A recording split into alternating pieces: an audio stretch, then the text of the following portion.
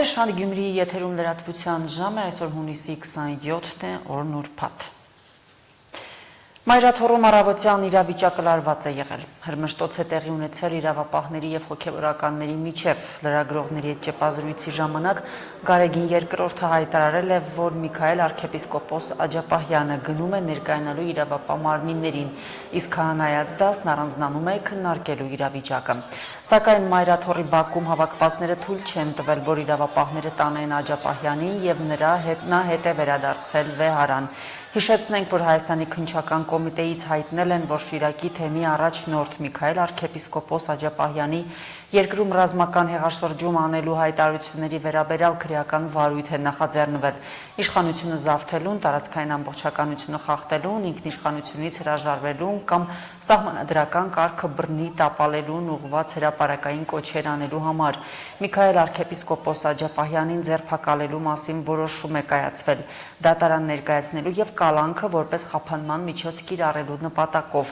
Ավելի ուշ ըստ հաղորդագրության ազգային անվտանգության ծառայությունը եւ ոստիկանությունը որոշում են կայացրել դուրս գալ Մայրաթոռի տարածքից կանխելու համար իրավիճակի հնարավոր եւ դիտավորյալ սրումը։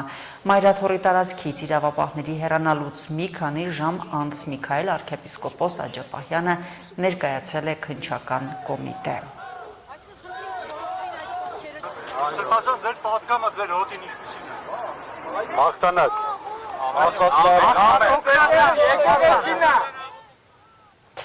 Իսկ առավոտյան իրավապահ մարմինները քննչական գործողություններ են իրականացրել Հայ առաքելական եկեղեցու Շիրակի թեմի առաջնորդարանում։ Տևական ժամանակ առաջնորդարանի մուտքը փակ են պահելու հսկել են ոստիկանության ներկայացուցիչները։ Քննչական գործողությունների ժամանակ թեմի առաջնորդ Տեր Միքայել arczepiskopos Աջապահյանը ներսում չի եղել։ Ի աջակցություն Սրբազանի առաջնորդարանի դիմաց են հավաքվել Շիրակի թեմի առաջնորդի աջակիցները, ովքեր նշել են, որ իրավապահները քննչական գործողություններին թույլ չեն տվել մասնակցել փաստաբաններին կամ առաջնորդարանի ներկայացուցիչներին։ Հավաքվածները փորձել են փակել ճանապարհը, սակայն ոստիկանները թույլ չեն տվել դա անել։ Հետևանքում մեկ մարդ բերման է ենթարկվել։ Հիշեցնենք, հունիսի 26-ին հայտնի դարձավ, որ դատախազությունը քրեական վարույթ է նախաձեռնել Շիրակի թեմի առաջնորդ Միքայել arczepiskopos Աջապահյանի նկատմամբ, իշխանությունը զավթելուն, տարածքային ամբողջականությունը խախտելուն, ինքնիշխանությունից հրաժարվելուն կամ սահմանադրական կարգը բռնի տապալելուն ուղղված հրապարակային կոչեր հնչեցնելու համար։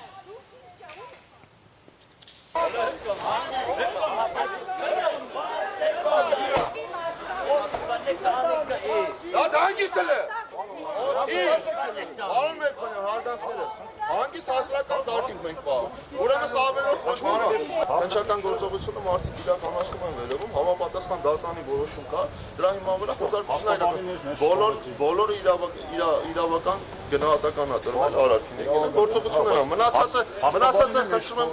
Սրբազանի դիազոր ներկայացուցիչի կազմակերպում բարձրացնել տեսնի իրականում չի կատարվում։ Հա, թող բարձրանում չեն թողնում։ Դե կան մարդիկ ներսում ուրեմն։ Ներսում մարդիկ կան։ Խնդրեմ, եթե հնարավոր է աղա դուք տեղյակ ներսում մարդիկ կան։ Սրբազանի դիազոր ներկայացուցիչն միանա։ Դե այդ գործողությանը կարող է ուրիշ մարդիկ մասնակցում են, դուք էլ տեղյակ չեք, բայց մարդիկ մասնակցում են, առանց ներկայացուցիչ չեն կարող։ Ներսում ոչ ոք չկա, իրենք ասում են, որ աշխատակիցներից մեկը կա, երևի պահագն է, բայց չեմ կարծում, որ այդ մեհորքին բավարար է։ Մի հոգի պատահական աշխատող է եղել, այդ պահին այդտեղ է եղել, երևի հիմա ներսում է։ Փորձել եք ներս մտնել։ Ես փորձել եմ, չեն թողել, արկել եմ ներս մտնել, ինչպես նաև պատգամավորներին ու մնացած ցանկացած մեկին։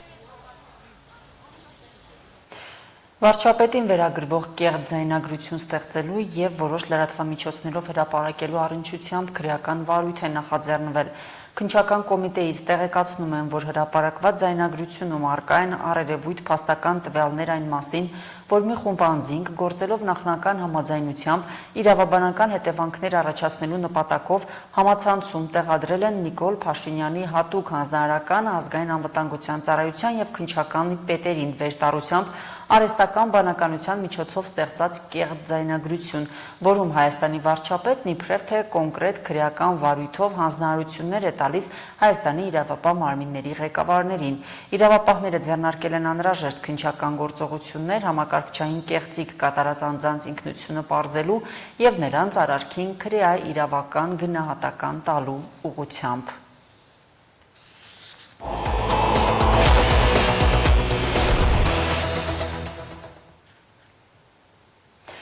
Իրանի նախագահ Մասուդ Փեզեշքյանն Ադրբեջանի նախագահին հորդորել է մանրակրկիտ հետաքննել հաղորդումները, որոնց համաձայն իսրայելական անօդաչու թռչող սարքերը եւ ինքնաթիռները կարող էին Իրանի օդային տարածք մտնել Ադրբեջանի տարածքով, հաղորդում է ԻՌՆԱ գործակալությունը։ Իլհամ Ալիևի հետ երեկ տեղի ունեցած հեռախոսազրույցի ժամանակ Փեզեշքյանը նաեւ ընդգծել է, որ Իրանը երբեք պատերազմ չի սկսել, մինչդեռ Իսրայելի ռեժիմը գործել է միջազգային իրավունքի խախտմամբ, թիրախավորելով միջուկային օբյեկտները։ Ըստ լրատվական գործակալության Իլհամ Ալիևը ափսոսանք է հայտնել Իսրայելի հարձակումների եւ դրանց հետևանքով քաղաքացիական բնակչության շրջանում զոհերի կապակցությամբ։ Ալիևը նաեւ հերքել է մեղադրանքները, թե Ադրբեջանի օդային տարածքը իսրայելական անօդաչու թռչող սարքերի կողմից օգտագործվել է Իրանին հարվածելու համար։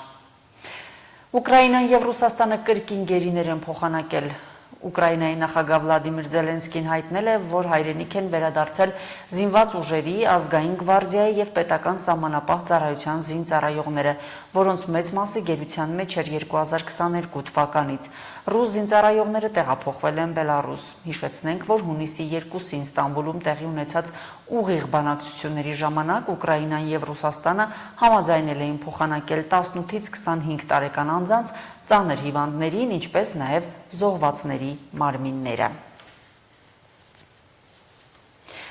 Բուհական ընդունելության միասնական քննությունների երկրորդ փուլի վերջին օրը դիմորդները քննություն են հանձնել ֆիզիկա եւ հայոց պատմություն առարկաներից։ Որոշ մասնագիտությունների համար պարտադիր համարվող այս երկու առարկաներից քննություն հանձնողների թիվը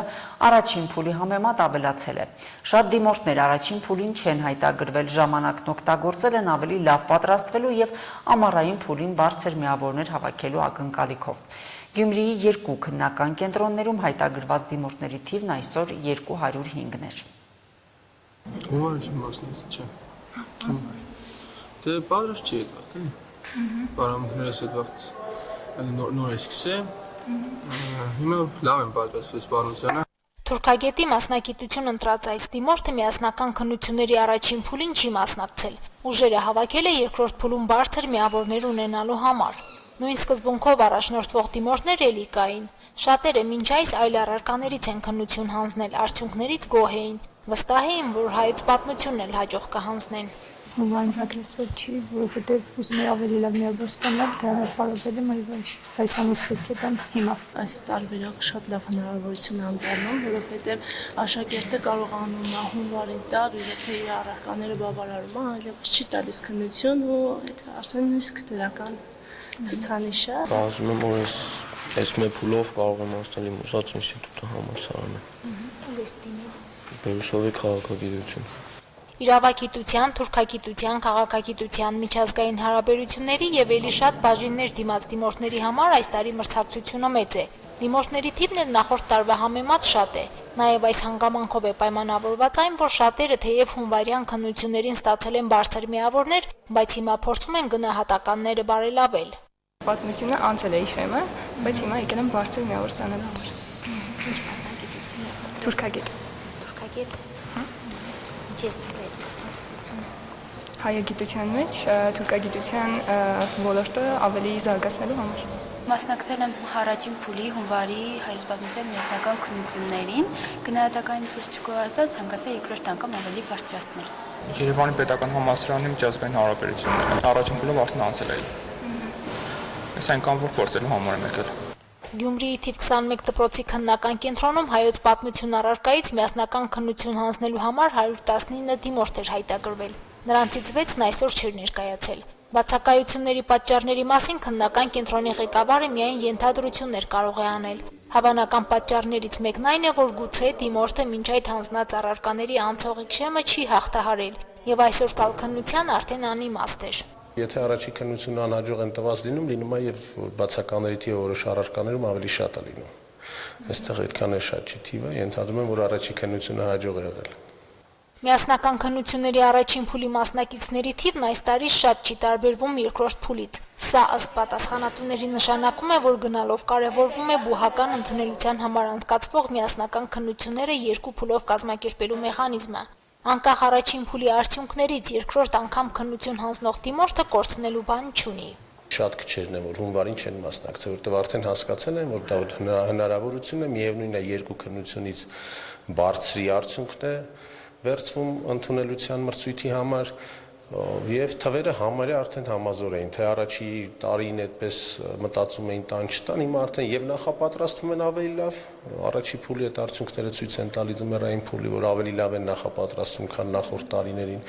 եւ լրացուցիչ հնարավորություն է։ Ֆիզիկայի միասնական քննությունը թիվ 10 հիմնական դպրոցում ձևավորված քննական կենտրոնում էր, որտեղ հայտագրված դիմորդների թիվը 89 էր, առաջին փուլի համեմատ մի փոքր ավելին։ Այս տարի բուհերում հատկացված տեղերի քանակը պակասել է, իսկ դիմորդների թիվն ավելացել, ինչով էլ բացատրվում է այն, որ շատ մասնագիտությունների ընդունելությունը մրցակցային է։ Հաջորդ ամիս միասնական քննությունների լրացուցիչ երրորդ փուլն է, որին կարող են մասնակցել օտարերկրյա քաղաքացիները, բանակից զորացրվածներն ու այն դիմորդներն, ովքեր հարգելի պատճառով բացակայել են երկրորդ փուլի քննություններից։ Դրանից հետո միայն կամփոփվեն միասնական քննությունների արդյունքները։ Մարինե Դերբինյան, Արտյոմ Խաչատրյան, Հորիզոն։